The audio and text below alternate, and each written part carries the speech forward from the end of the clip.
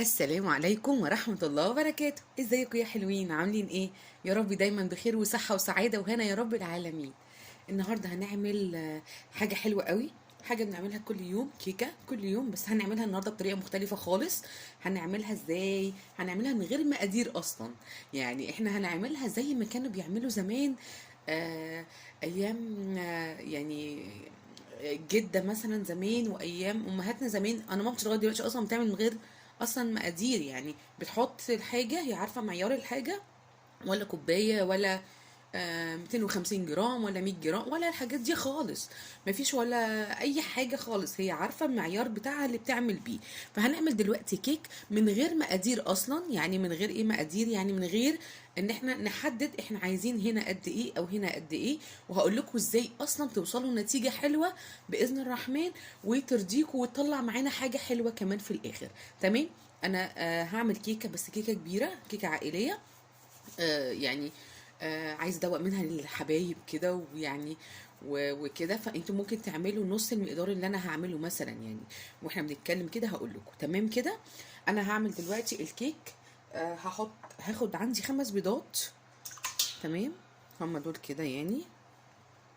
هحط عليه كيسين فانيليا. تمام كده، ممكن 3 كمان على حسب اللي عندكم. اهو. تمام. وهقلبها.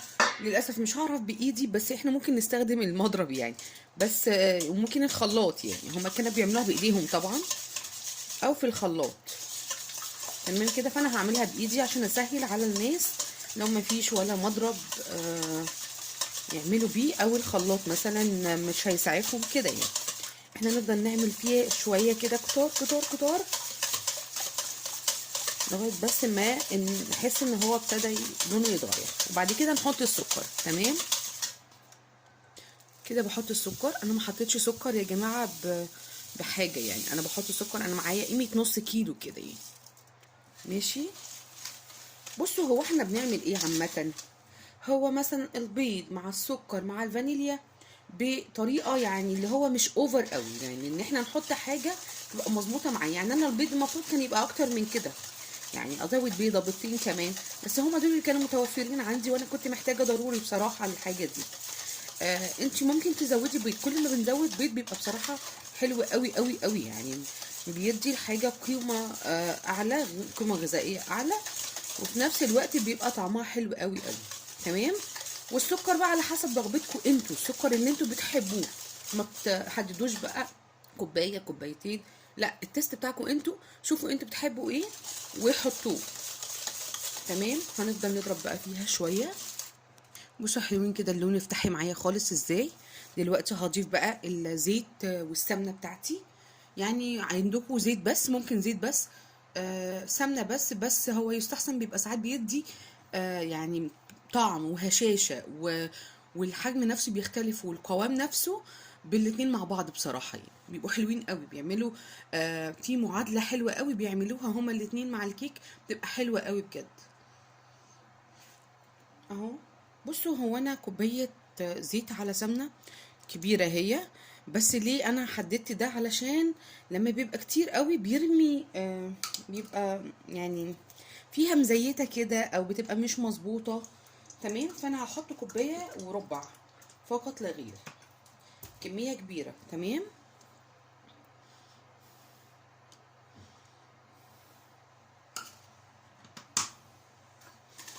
بس بسم الله.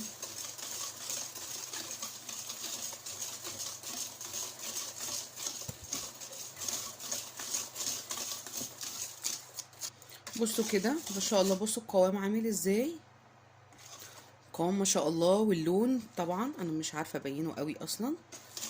فما شاء الله كل حاجه تجانست. ثانيه واحده. هحط دلوقتي بقى المفروض اللبن بتاعي. تمام. اهو قوام زي ما احنا شايفين. انا معايا حوالي كده بتاع كيس لبن بخيره يعني. هحطه حتى مش كله. ثانيه واحده كده ونقلب بس شويه. هحط شويه اللي فاضلين كمان معايا. الكميه كبيره، ناخد بالنا لو احنا عايزين نعمل كميه صغيره ومش عايزين مقادير.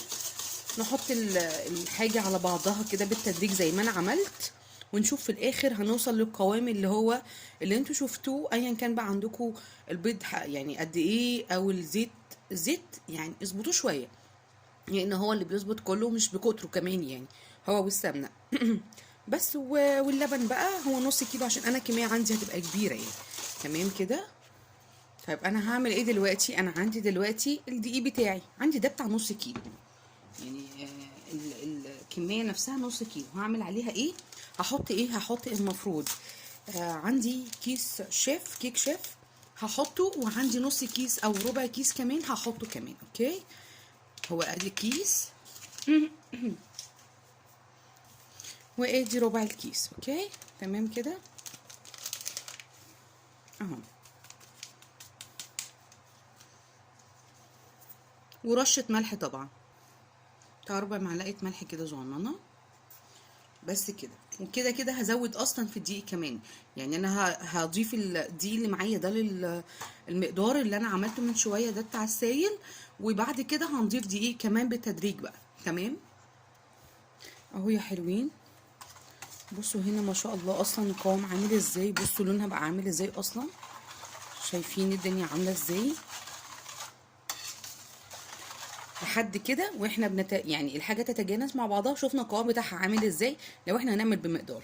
تمام كده. هضيف بقى الدقيق بالتدريج، وعلى حسب زي ما احنا بنيجي نعجن كده ونضيف الميه بالتدريج. تمام.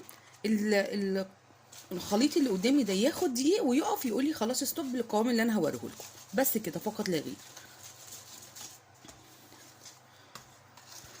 طبعا يا حلوين لسه هحط بقيه القوام الدقيق بتاعي عشان القوام لسه خفيف.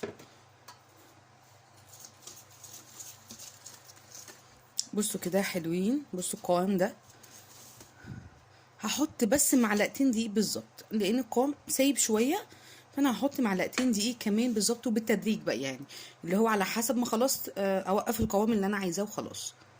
اهو يا حلوين بصوا كده، هما دول، وان شاء الله مش هنحتاج تاني يعني. بس هقلبها بقى كويس. اهو يا حلوين، عايزه اقول لكم ان ما شاء الله قوامها مظبوط. وبصوا الفقاقيع اللي فوق دي، بص فقاقيع كده، بابلز كتيره قوي. البابلز دي بجد يعني الخليط بصوا ما شاء الله اللهم بارك عامل ازاي. هو ده القوام اللي انا عايزاه، ما ينزلش بسرعه يعني، هو ولا سايب ولا تقيل، وما ينزلش في نفس الوقت بسرعه، اللي هو بصوا بياخد ايه. بس كده انا كده وقفت عند القوام اللي انا عايزاه، والكيكه بتاعتنا خلصت. تمام.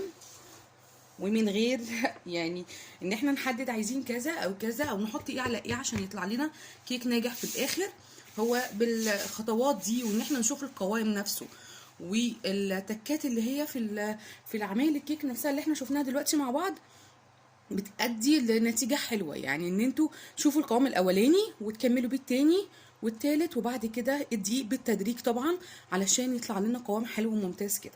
هعمل ايه دلوقتي؟ انا عايزة مش هعملها اللي هي الفانيليا بس، انا عايزة اعملها نص فانيليا او 3/4 فانيليا وربع شوكليت. تمام كده، زي الماربل كده يعني، يبقى شكلها زي الماربل. فهاخد شوية هنا كده بسم الله من الخليط نفسه، بس كده مش كتير يعني، انا هاخد شويه بس مش هيبقوا كتير. انا دلوقتي هعمل ايه؟ بصوا جبت الصينيه القالب بتاعي، هو كبير شويه ما شاء الله، حطيت فيه زيت. الزيت ده هعمل بيه الجوانب، وهعمل بيه طبعا الصينيه من تحت. تمام كده.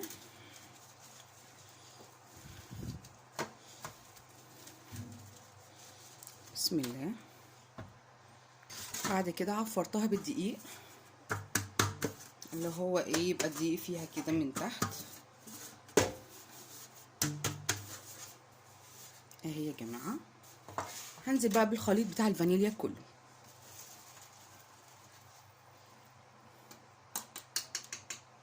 بسم الله اهو، بسم الله. تمام كده، حطينا الخليط بتاعي اهو، بصوا كده اللي هو الفانيليا يعني، بنظبطها كده. هعمل ايه في الخليط التاني بقى؟ نخلي الخليط بتاع الفانيليا هنا. هحط هنا معلقتين كاكاو. بصوا انا برضو ما حطيتش يعني بالمقدار، انا حطيت الشويه اللي كانوا عندي في كيس وبس. زي ما قلت لكم مفيش حاجه بمقدار النهارده، عشان انا عايزاه شوكليت، حتى لو جه زياده شويه انا عايزه الشوكليت يبان فيها يعني. بصوا كده هحط شويه لبن بس طبعا عشان القوام تقل معايا عن القوام اللي في الصينيه، يعني الخليط بتاع الكيك نفسه. بصوا كده هحط بس شويه لبن صغيرين، معلقتين لبن كده، يعني بالتدريج برضو، يعني عشان ما تقولوش بالظبط، لا هي بالتدريج اهو. تمام.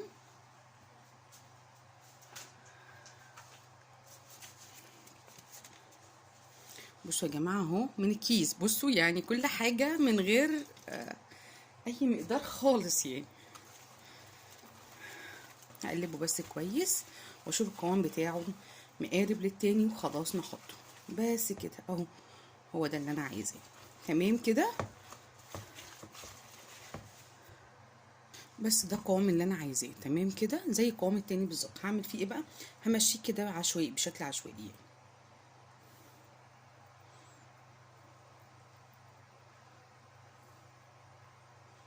كده بس ثانيه واحده.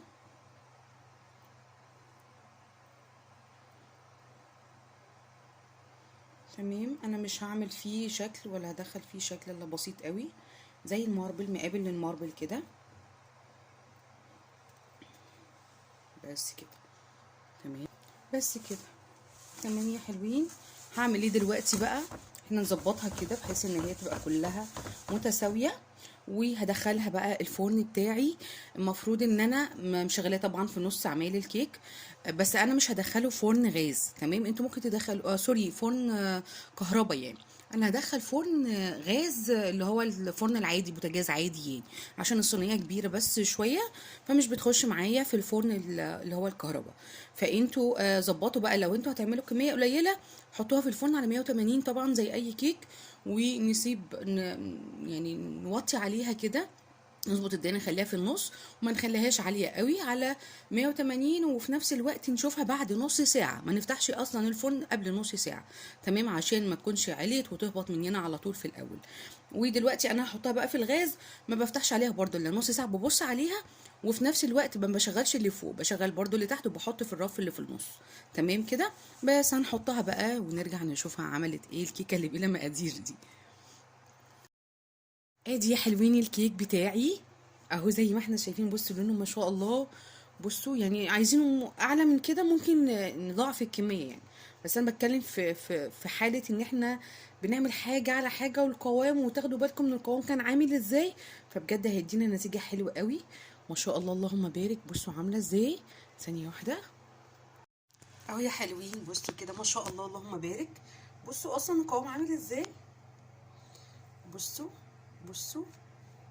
لا بصوا جوه بيضه ازاي خالص. بصوا بصوا الدنيا مظبوطه معايا ما شاء الله اللهم بارك وبالبركه.